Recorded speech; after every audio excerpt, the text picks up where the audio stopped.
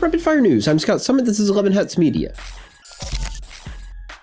A nurse in Florida who treated over 4,000 patients was fired and arrested after an internal investigation revealed she wasn't actually a registered nurse. The hospital that hired her only found this out after they were reviewing her documents before her promotion to a charge nurse. So we have a nurse that isn't even a nurse that's so good at being a nurse she's going to be promoted to be in charge of all the other nurses. And people say that the healthcare system in this country is broken?